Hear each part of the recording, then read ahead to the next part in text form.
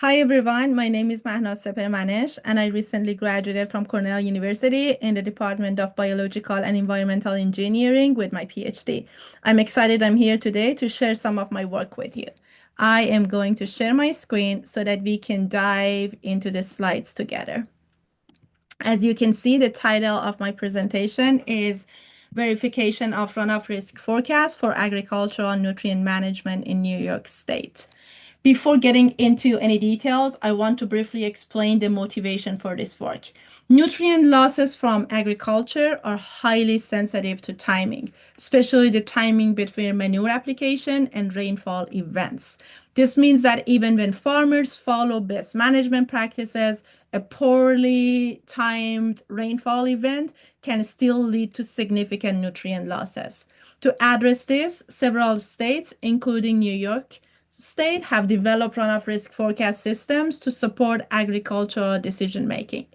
These tools are produced using weather and climate information from organizations such as NOAA and in our case, the Northeast Regional Climate Center. These forecasts aim to help guide the timing of field operations such as manure application by indicating when runoff is high. But this leads to an important question. How reliable are these runoff risk forecasts? And this is the main motivation for this study. We focused on 84 small subbasins across New York State using about 2 years of data. We used daily runoff risk forecast produced by the Northeast Regional Climate Center and aggregated them to the subbasin scale to generate probabilistic forecast outputs. However, the key challenge is that we do not have direct observations of runoff at these locations. This creates a major limitation because we cannot directly compare the forecast against measured runoff. So we needed an alternative way to estimate or approximate runoff in order to evaluate forecast performance.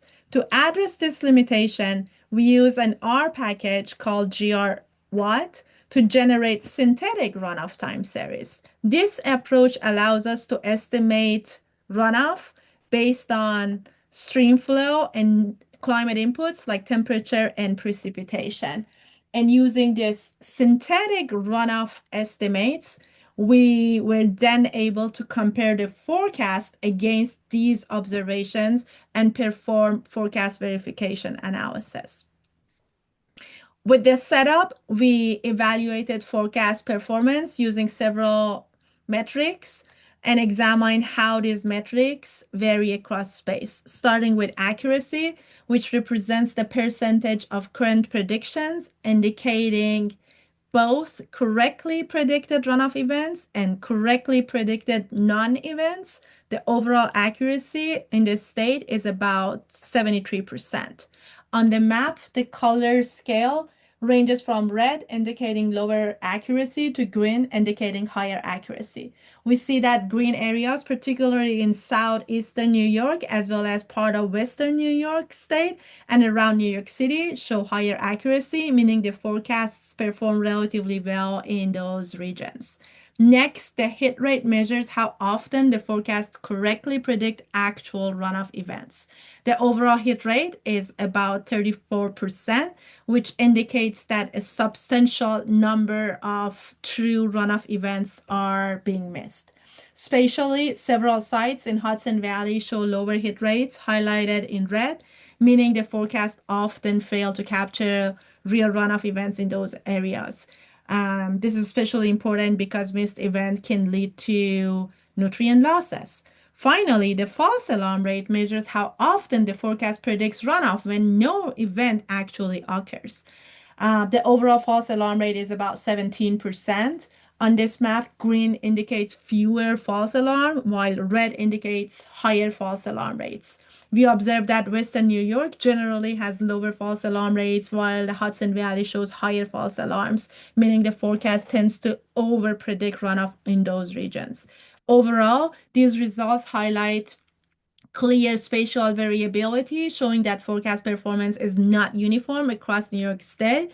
and that and also its reliability differs depending on whether we are capturing events or avoiding false alarm, both of which are critical for agricultural decision making. Thank you for watching. I look forward to discussing the details with you during the poster session, and I'm happy to answer any question you might have.